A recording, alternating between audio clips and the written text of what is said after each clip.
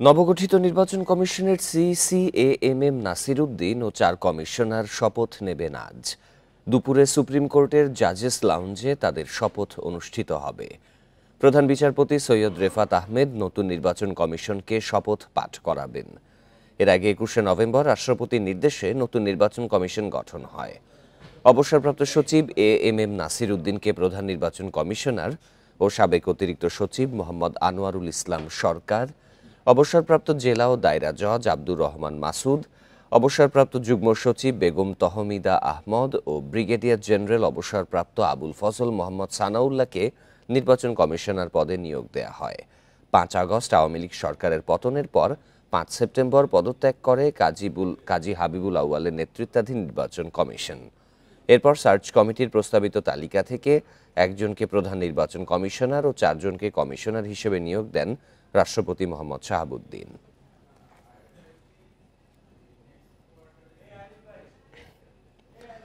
সংস্কারের আগে নির্বাচন কমিশন গঠন করা ঠিক হয়নি বলে মনে করেন টেলিভিশন সাংবাদিকরা।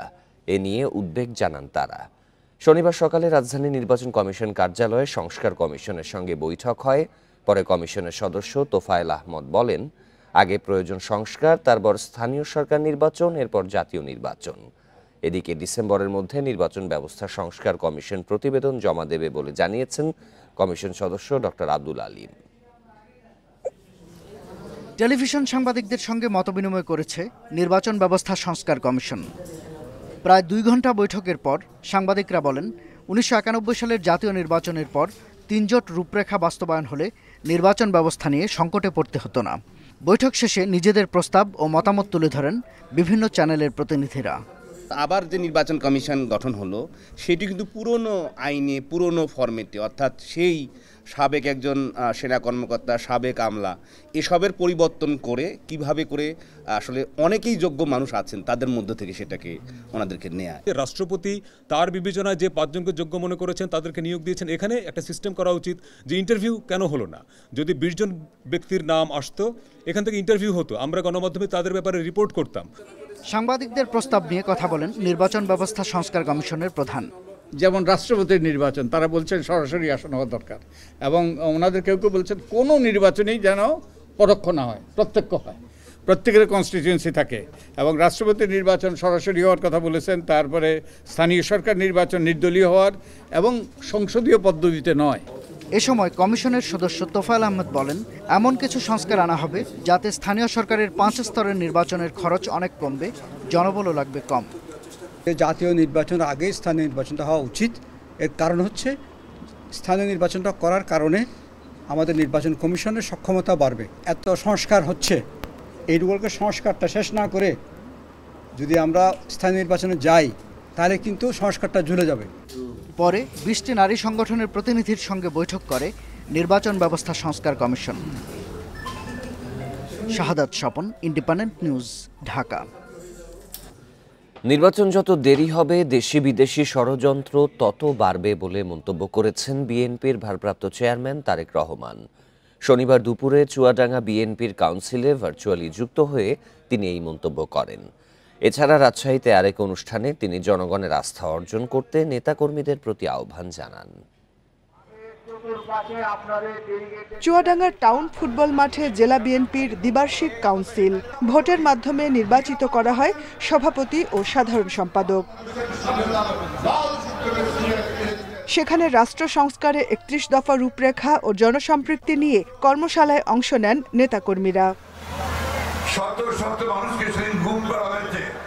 লন্ডন থেকে ভার্চুয়ালি বক্তব্য রাখেন দলের ভারপ্রাপ্ত চেয়ারম্যান তারেক রহমান। তিনি বলেন, অন্তর্বর্তী সরকার যেসব সংস্কারের কথা বলছে তা বিএনপিও চায়, তবে বেশি সংস্কার করতে গিয়ে নির্বাচন দেরি হলে সুযোগ নিতে পারে ষড়যন্ত্রকারীরা, আশঙ্কা তারেক রহমানের।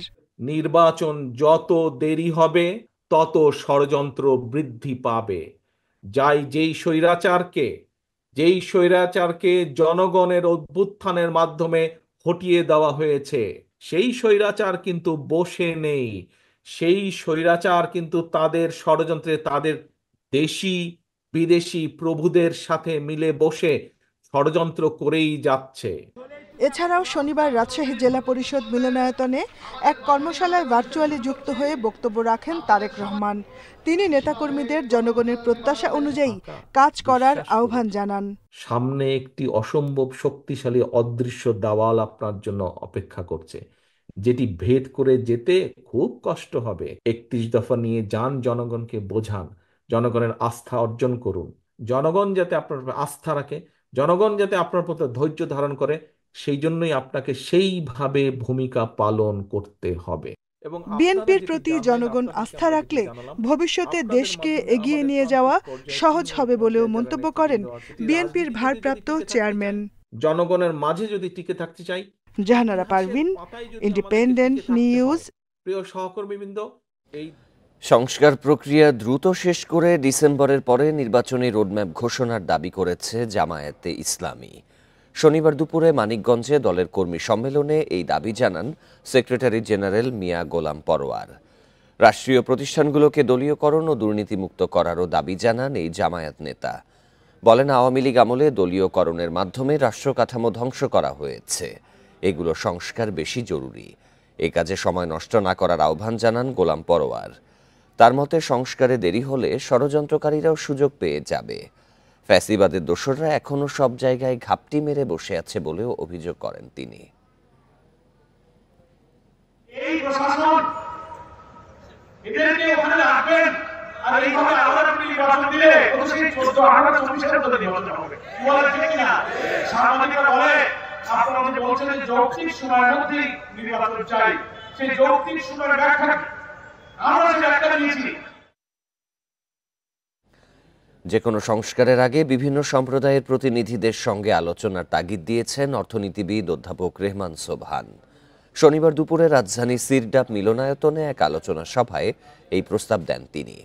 এছাড়া বিশিষ্টজনেরা বলেছেন, অন্তর্বর্তী সরকারের সংস্কার আয়োজন যেন প্রান্তিক জনগোষ্ঠীর জন্য শঙ্কার কারণ না হয়। সংস্কার প্রক্রিয়ায় তাদের অংশগ্রহণ নিশ্চিতেরও আহ্বান জানান তারা। আয়তনে খুব বড় নয় বাংলাদেশ, তবে এই ছোট ভূখণ্ডেই 110টির বেশি জাতিগোষ্ঠীর বসবাস, ভাষা রয়েছে 40টির বেশি। ছাত্র জনতার অভ্যুত্থানের পর থেকে এসব গোষ্ঠীর বিভিন্ন বিষয় সমাধান আর বৈষম্য দূর করার প্রস্তাব আসে নানা মহল থেকে। শনিবার এই নিয়ে যৌথভাবে আলোচনার আয়োজন করে উন্নয়ন ও গবেষণা সংস্থা সেট, বিআরসি এবং পিপিআরসি। এতে যোগ দেন প্রান্তিক গোষ্ঠীর প্রতিনিধিরা। পাহাড় ও বনভূমি ধ্বংস, বিভিন্ন পেশায় অমানবিক বেতন কাঠামো, জাতিগত অবহেলা সহ নানা প্রসঙ্গ উঠে আসে তাদের বক্তব্যে। ওখানে আপনার জীববৈচিত্র্য নষ্ট হয়, আপনার পশু পাখিদের খাদ্য থাকে না, এখন আপনি বনে মানব পাবেন না। আজকে বিভিন্ন উন্নয়নের কারণে আমরা সেই জুম চাষগুলো হারিয়ে ফেলতেছি। আমার বাবা সুইপার, মিনিস্টার সাহেব আপনার বাবা একজন কৃষক এদেশে। বিশিষ্টজনেরা বলেন, সংস্কার চূড়ান্তের আগে সব শ্রেণীর মানুষের অধিকার নিশ্চিত করতে হবে সরকারকে। এই সমস্ত জমিগুলো আছে যেগুলো এখনো পর্যন্ত কোনো রকমের কাজেই লাগছে না, সেই জমিগুলো তাদের ফেরত দেওয়া হবে। আমরা তো একটা দেখলাম যে সময় সংস্কার হয়েছে, সমস্যা আরো গভীর হয়েছে। আমাদের ন্যায্যতা নিশ্চিত করার সংস্কার, এটাই হচ্ছে আজকের দাবি। তাদের সমস্যাটা তারাই সবথেকে ভালো বোঝেন এবং বলতে পারে, এবং এটা যদি একটা ব্যবস্থা করা যায় এদিকে ভালো আর কিছু হতে পারে। চা শ্রমিক, হরিজন সম্প্রদায় সহ নিম্ন আয়ের জনগোষ্ঠীর অর্থনৈতিক উন্নয়নের প্রস্তাব তুলে ধরেন অর্থনীতিবিদ অধ্যাপক রেহমান সোবহান। চা বাগানে ব্যবসায় ওনাকে শেয়ার দিয়ে উনি শুধু কর্মী হবে না, উনি মালিকও হতে পারবেন। উনি তো জেনারেশন থেকে উনি তো এই কাজ করে যাচ্ছে। অনুষ্ঠানে প্রান্তিক জনগোষ্ঠী ও তাদের সামাজিক সুরক্ষার বিষয়ে 8টি প্রকাশনার মোড়ক উন্মোচন করা হয়। ইকরামুল কবির, ইন্ডিপেন্ডেন্ট নিউজ, ঢাকা। দিন দিন সংকট বাড়ছে ভারতের আদানি গ্রুপের। আদানির 3টি কোম্পানির ঋণমানকে এবার নেতিবাচক রেটিং দিয়েছে আন্তর্জাতিক ঋণমান নিয়ন্ত্রণকারী সংস্থা S&P। অর্থাৎ আদানি গোষ্ঠীর এসব কোম্পানিকে ঋণ দেয়া এখন ঝুঁকিপূর্ণ। ইকোনমিক টাইমসের প্রতিবেদন বলছে, Adani green energy, Adani electricity ও আদানি পোর্টসের ঋণমান নেতিবাচক করা হয়েছে। S&Pর দাবি, যেভাবে যুক্তরাষ্ট্রের বিচার বিভাগীয় দপ্তর ও শেয়ার বাজার নিয়ন্ত্রক সংস্থা গৌতম আদানি ও তার কয়েকজন কর্মকর্তার বিরুদ্ধে অভিযোগ তুলেছে, তাতে আদানি গোষ্ঠীর সার্বিক ভাবমূর্তিতে ধাক্কা লাগবে। প্রশ্নের মুখে পড়বে কোম্পানিগুলোর পরিচালন ব্যবস্থা। ঋণমান কমে যাওয়ায় বাজার থেকে মূলধন সংগ্রহ কঠিন হতে পারে প্রতিষ্ঠানটির জন্য।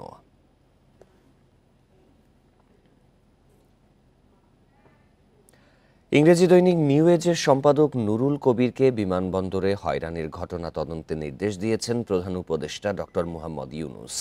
শনিবার রাতে প্রধান উপদেষ্টার প্রেস উইং থেকে এক বার্তায় জানানো হয়, অন্তর্বর্তী সরকার দেশের কোনো সাংবাদিককে হয়রানি বরদাস্ত করবে না। 18 নভেম্বর একটি মিডিয়া কনফারেন্সের জন্য বিদেশে যাওয়ার সময় শাহজালাল আন্তর্জাতিক বিমানবন্দরে হেনস্থার শিকার হন নুরুল কবির। শনিবার নিজের ভেরিফাইড ফেসবুক অ্যাকাউন্টে নুরুল কবির বলেন, ঢাকা বিমানবন্দরে ইমিগ্রেশন কর্তৃপক্ষ তাকে হয়রানি করে আসছে। গোয়েন্দা কর্মকর্তাদের পাসপোর্ট কেড়ে নেয়া, মুদ্রিত নথিতে সবকিছু লেখা থাকা সত্ত্বেও ভ্রমণের উদ্দেশ্য সম্পর্কে জিজ্ঞাসাবাদ, গোপনীয়তা লঙ্ঘন করে পাসপোর্টের ছবি তোলা ও ফ্লাইটের কয়েক মিনিট আগে নথিপত্র ফেরত দেওয়ার মতো হয়রানির মধ্য দিয়ে যেতে হয়েছে বলেও অভিযোগ করেন তিনি। বলেন, দেশের গোয়েন্দা সংস্থাগুলো দেশপ্রেমিক হওয়াটাকে সন্দেহের চোখে দেখে।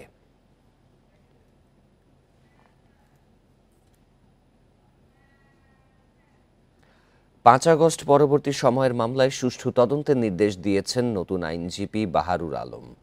কোনো নিরীহ মানুষ যাতে হয়রানি না হয় সেদিকে সতর্ক থাকতে বলেন তিনি। শনিবার সকালে পুলিশ সদর দপ্তরে মত বিনিময়ে এসব নির্দেশনা দেন আইজিপি। বলেন, কোনো পুলিশ সদস্যকেও অযথা সংকটে ফেলা যাবে না। নিরপরাধ কারো বিরুদ্ধে মামলা হয়ে থাকলে আইনি প্রক্রিয়ায় তা প্রত্যাহার করতে হবে। পুলিশকে জনসম্পৃক্ততা বাড়ানোর আহ্বান জানান বাহারুল আলম। অনাকাঙ্ক্ষিত পরিস্থিতি তৈরি হলে পুলিশকে ধৈর্যের সঙ্গে মোকাবিলা করার পরামর্শ দেন পুলিশ প্রধান।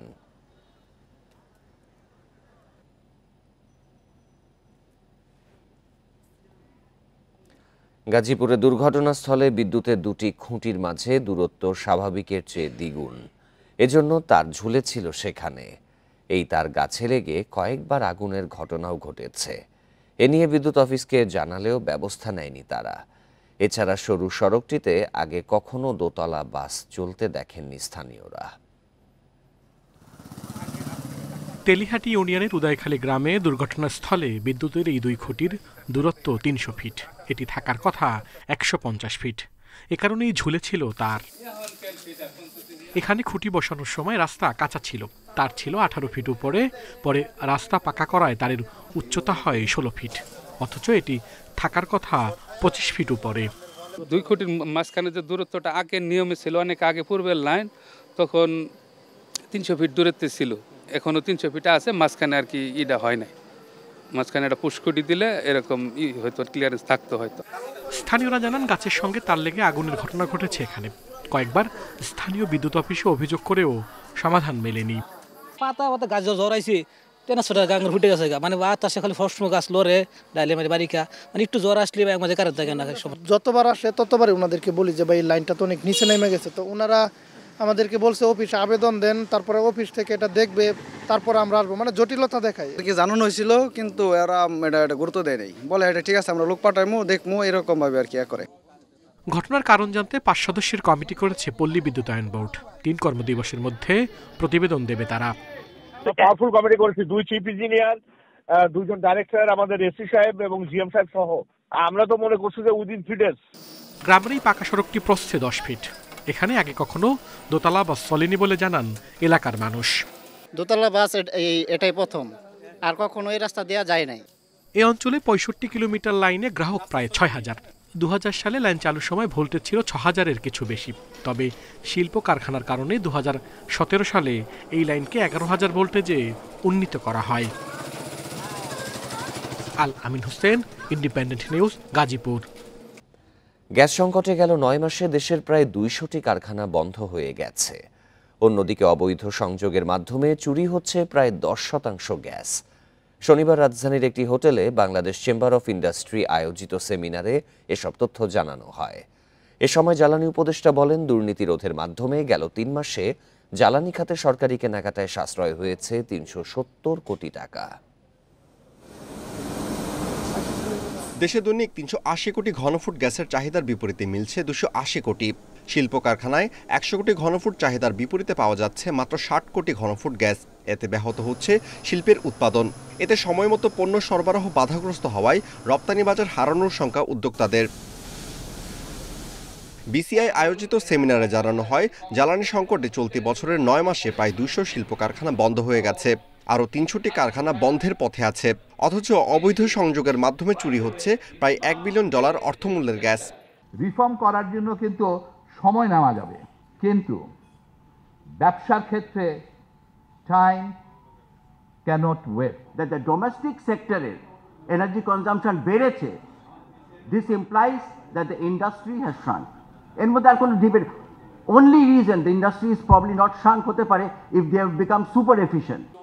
যদিও এসব তথ্যের কোনো ভিত্তি নেই বলে জানান পেট্রোবাংলা চেয়ারম্যান। জানান, গত 2 মাসে প্রায় 5000 অবৈধ গ্যাস লাইন বিচ্ছিন্ন করা হয়েছে। সংকট সমাধানে সরকারি কেনাকাটায় দুর্নীতি এবং অপচয় বন্ধের চেষ্টা চলছে বলেও জানান জ্বালানি উপদেষ্টা। পাবলিক সেক্টরে প্রকিউরমেন্টের ক্ষেত্রে প্রতিযোগিতার অভাব, এটাই হচ্ছে আমাদের মূল সমস্যা। আমরা মাত্র 6 মাসের যে আমদানি করেছি তাতে 370 কোটি টাকা সাশ্রয় হয়েছে। যে এই তথ্যটা তো আমরা বলছি, হোয়াট দিস, এক্সপার্টরা যারা বলছে প্রচুর পরিমাণ আমরা সিস্টেম লস করছি, এ কথা বরাবর শুনে আসছি, কিন্তু এর সাইন্টিফিক এবং কোয়ান্টিফাই মেজারের বেসিস কি ছিল? 23শে জানুয়ারির আগে এটি ছিল না, অল্প একটু ছিল। এ সময় নবায়নযোগ্য জ্বালানিতে বিনিয়োগ করে সমস্যা সমাধানের পরামর্শ দেন বাণিজ্য উপদেষ্টা। Amirul Islam, independent news, Dhaka. দেশে জলপথে পণ্য পরিবহনে লাইটার জাহাজ খাতে সংকট যেন কাটছেই না।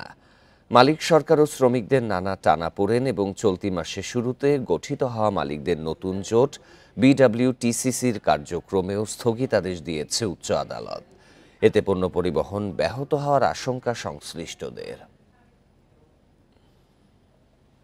চট্টগ্রাম বন্দরের বহির্নোঙরে বড় জাহাজ থেকে পণ্য খালাস করে দেশের 36টি নৌ রুটে লাইটার জাহাজে পরিবহন করা হয়। Bangladesh cargo vessel owners association ভিসিভোয়া, কোস্টাল ভেসেল ওনার্স অ্যাসোসিয়েশন কোয়াব ও inland vessel owners association of Chittagong আইভোয়াকের সমন্বয়ে গঠিত জোট ওয়াটার ট্রান্সপোর্ট সেল ডব্লিউটিসির অধীনে প্রায় 1800 লাইটারের জাহাজ এই পণ্য পরিবহন করত। তবে 2023 সালের ডিসেম্বরে ভেঙে যায় এ জোট। প্রায় 1 বছর ধরে জাহাজ মালিক ও আমদানিকারকরা নিজেদের মধ্যে দর কষাকষির মাধ্যমে পণ্য পরিবহন করছে। এতে প্রতিযোগিতামূলক বাজারে ভাড়া কমলেও অনেক জাহাজ মালিক পড়েছেন সংকটে। গত 7 নভেম্বর নৌবাণিজ্য দপ্তর বিডব্লিউটিসিসি নামে নতুন জোট গঠন করে লাইটারের সিরিয়াল দেয়া শুরু করে। এই উদ্যোগ আমদানিকারক এবং মালিকদের একটি অংশের বিরোধিতার মুখে পড়েছে। বিডব্লিউটিসিসি গঠনের বিরুদ্ধে 11টি কোম্পানি যৌথভাবে রিট পিটিশন দায়ের করে। এতে 6 মাসের জন্য সব কার্যক্রমে স্থগিতাদেশ দেয়া হয়। শ্রমিকরা যদি নীরব থাকে, আমার জাহাজ মালিক নিজে সিরিয়াল দিবে, জাহাজ মালিকের ইনকামের জন্য সিরিয়াল দিবে তার লাভের জন্য, শ্রমিক দিয়ে তো সিরিয়াল দেওয়ার কোনো মানে নেই। আমদানি করছেন এই জন্য আপনার জাহাজে আপনি বহন করতে হবে এরকম কোনো কথা নয়, কিন্তু সরকার লাইসেন্স দিচ্ছে যাদেরকে জাহাজের ব্যবসা করার জন্য, প্রত্যেকের এখানে অধিকার আছে। নতুন এই নির্দেশনায় আবারও সিরিয়াল প্রথা ভেঙে গেছে। ইতোমধ্যে দেশের বিভিন্ন স্থানে সংঘাত হচ্ছে বিবাদমান পক্ষগুলোর মধ্যে। আমরাই হয়তো তাদের সাথে আচরণ খারাপ করে বিগত দিনে যারা হয়তো ছিল, হয়তো ভুল বুঝাবুঝি ছিল, হয়তো তাদের যুক্তিকতার হয়তো ছিল, যার জন্য হয়তো তারাই আজকে এই জায়গাতে আসছে। লাইটার জাহাজে করে চট্টগ্রাম বন্দর থেকে বছরে প্রায় 10 কোটি টন খোলা পণ্য বিভিন্ন স্থানে পরিবহন করা হয়। অনুপম শীল, ইন্ডিপেন্ডেন্ট নিউজ, চট্টগ্রাম। 1.5 কোটি টাকার জমি 134 কোটি টাকায় কেনা হয়েছে বগুড়ার একটি সড়ক প্রকল্পে। প্রকল্প ঝুলিয়ে রাখা হয় 20 বছর। 1 লাখের বেশি মানুষকে ভুগতে হয় ভোগান্তিতে। প্রকল্পে অনিয়ম হয়েছে কিনা তা জানতে তদন্তের দাবি জানিয়েছেন সুশীল সমাজের প্রতিনিধিরা। দুটি হাসপাতালে দ্রুত রোগী আনা নেওয়া করতে 2003 সালে 13 কোটি 77 লাখ টাকা ব্যয়ে শুরু হয় শহীদ জিয়াউর রহমান মেডিকেল কলেজ হাসপাতাল সংযোগ সড়ক প্রকল্পের কাজ। 4.5 কিলোমিটার রাস্তার মধ্যে 810 মিটার নির্মাণের পর কাজ থেমে যায়। 2017 সালে প্রকল্পের নাম পরিবর্তনের পাশাপাশি ব্যয় বাড়ানো হয় আরও 170 কোটি টাকা। নতুন নামে 1.85 কিলোমিটার সড়ক নির্মাণে পুনরায় উদ্যোগ নেওয়া হয় 2019 সালে। অবশেষে সড়কটির নির্মাণ কাজ শেষ হয় গত অক্টোবরে। রাস্তা হওয়ার আগে মোহাম্মদ আলীতে শহীদ জিয়াউর রহমান মেডিকেল যাতে 1.5 ঘন্টা সময় লাগতো জামে ফুলে, আর এই রাস্তা হওয়াতে মনে করেন 5 মিনিটের সময় লাগে না। বড় বড় গাড়িগুলো এই রাস্তা ঢুকে জাম লাগে যায়, হ্যাঁ, আর আমরা রুগী নিয়ে চলাচল করতে পারি না। 2 মেডিকেলের যে সংযোগ সড়ক প্রকল্পটি, এটা দীর্ঘদিনের এই এলাকার মানুষের একটা চাওয়া ছিল। আমরা সেই প্রকল্পটির কাজ আমরা নির্ধারিত সময়ের মধ্যে শেষ করেছি। এই প্রকল্পের আমাদের দৈর্ঘ্য 1.85 কিলোমিটার ছিল এবং এই প্রকল্পের ব্যয় ছিল 152 কোটি টাকা। সুশীল সমাজের প্রতিনিধিরা বলছেন, প্রকল্পে অনিয়ম হয়ে থাকলে তদন্ত করে ব্যবস্থা নেওয়া হোক। ব্যাপক অনিয়ম দুর্নীতি দেখতে পেয়েছি এবং প্রায় 150 কোটি টাকার এখানে অনিয়ম আমরা পেয়েছি, আমাদের কাছে মনে হয়েছে এবং আমাদের কাছে অভিযোগ এসেছে। এই এত টাকা ব্যয়ের কারণে যে সরকারের আর্থিক ক্ষতি হয়েছে, সেই আর্থিক ক্ষতির আমরা সঠিক তদন্ত সহ এবং যারা এর সঙ্গে দায়ী ব্যক্তিদেরকে আমরা বিচারের আওতায় দেখতে চাই। প্রথম প্রকল্পের অবকাঠামো উন্নয়নে 10 কোটি টাকা ধরা হলেও সময় মতো কাজ শেষ না হয় ব্যয় হয়েছে 18 কোটি টাকা, আর 1.5 কোটি টাকার জমি কেনা হয়েছে 134 কোটি টাকায়। Hasibur Rahman, independent news, Bogura.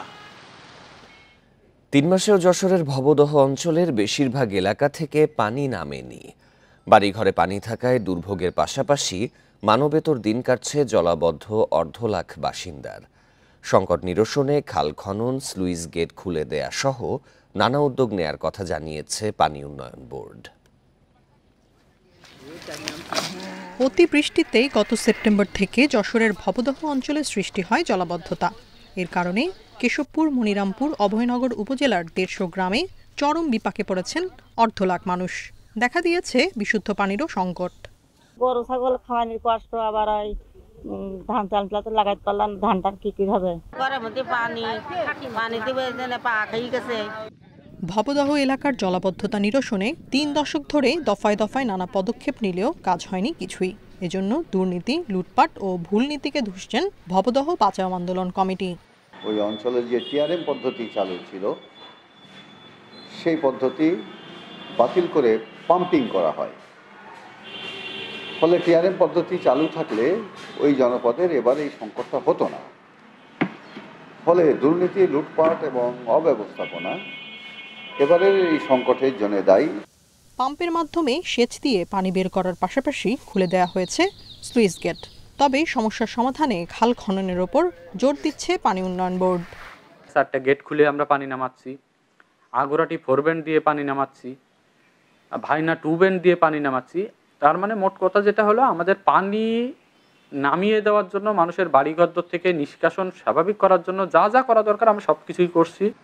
লবণাক্ততা থেকে ফসলি জমি রক্ষায় 1961 সালে ভবদহ এলাকায় স্লুইস গেট নির্মাণ করা হয়।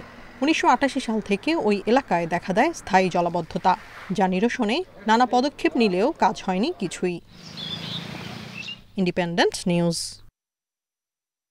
2 বছর ধরে আর্থিক সংকটে মহালছড়ির একমাত্র ছাত্রাবাস।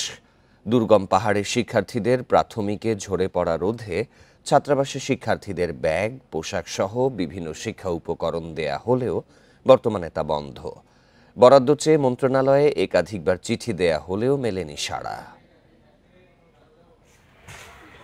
দুর্গম পাহাড়ের শিক্ষার্থীদের প্রাথমিকে ঝরে পড়া ঠেকাতে 1986 সালে খাগড়াছড়ির মহালছড়িতে ছাত্রাবাস চালু করে পার্বত্য জেলা পরিষদ। ছাত্রাবাসের শিক্ষার্থীদের বিনামূল্যে 3 বেলা খাবারের পাশাপাশি পোশাক, ওষুধ, ব্যাগ, খাতা, কলম সহ বিভিন্ন শিক্ষা উপকরণ দেওয়া হতো। তবে গত 2 বছরের বেশি সময় আর্থিক বরাদ্দ কমে যাওয়ায় 3 বেলা খাবার ছাড়া বাকি সব সুযোগ সুবিধা বন্ধ করে দেয় জেলা পরিষদ। এতে বিপাকে পড়েছে অসচ্ছল শিক্ষার্থীরা। আমাদের এখানে জুতো, স্যান্ডেল সবকিছু দিত, ভোটার কার্ড দিত, এখন দেন আজ 2 বছর থেকে কিছুই দেয় না। কলম, ড্রেস, জুতা পাইতাম, এখন সরকার এখন বই, খাতা, কলম, ড্রেস পাচ্ছি না। ড্রেস, বই, খাতা, কলম এবং জুতা পাচ্ছি না। ছাত্রাবাসের তত্ত্বাবধায়ক জানিয়েছেন, বরাদ্দ না থাকায় নানা সংকট তৈরি হয়েছে। এরই মধ্যে 2 লাখ টাকার বেশি বিদ্যুৎ বিল বকেয়া থাকায় সংযোগ বিচ্ছিন্নের নোটিশ দিয়েছে বিদ্যুৎ বিভাগ। 2 বছর যাবত একটু সংকটে আছে, বিশেষ করে খাবার বিল ছাড়া, খাদ্য বিল ছাড়া আর কোনো সরকারি বরাদ্দ নাই। বিদ্যুৎ অফিস থেকে নোটিশ প্রদান করে যে কোনো সময় হয়তো বিচ্ছিন্ন করে দিতে পারে। সংকট উত্তরণে বরাদ্দ চেয়ে প্রাথমিক ও গণশিক্ষা মন্ত্রণালয়ে চিঠি দেওয়া হয়েছে বলে জানিয়েছে জেলা পরিষদ। বিভিন্ন ধরনের চাহিদা দিয়ে আমাদের যে প্রাথমিক শিক্ষা অধিদপ্তর আছে সেখানে আমরা চাহিদা পাবো, সে অনুযায়ী তারা বরাদ্দ দিয়ে দেয়। এই অর্থবছরে আমরা বরাদ্দ সে পাঠিয়েছি, আশা করি আমরা এবারে সকল ধরনের বরাদ্দগুলো আমরা পাবো। মহালছড়ি ছাত্রাবাসে ৬২ জন ছাত্র ও ৩৮ জন ছাত্রী আবাসিক সুবিধা নিয়ে পড়াশোনা করছে প্রাথমিকে। Independent news. সৌদি আরবে আবাসন শ্রম সীমান্ত সুরক্ষা আইন লঙ্ঘনের দায়ে ১৯,৬৯৬ জন প্রবাসীকে গ্রেপ্তার করা হয়েছে। ১৪ নভেম্বর থেকে ২০ নভেম্বরের মধ্যে অভিযান চালিয়ে তাদেরকে গ্রেপ্তার করা হয় বলছে সৌদি প্রেস এজেন্সি। সরকারি হিসাবে ১১,৩০০ জনের বিরুদ্ধে রয়েছে আবাসিক আইন লঙ্ঘনের অভিযোগ। অবৈধভাবে সীমান্ত পারাপারের চেষ্টার দায়ে গ্রেপ্তার ৫,১০০ জনের বেশি। তাদের ৬৫ ভাগ ইথিওপিয়া, ৩২ ভাগ ইয়েমেন ও বাকি ৩ ভাগ অন্যান্য দেশের নাগরিক। শ্রম আইনের অধীনে আরও ৩,১০০ জনের বেশি প্রবাসীকে গ্রেপ্তার করা হয়েছে।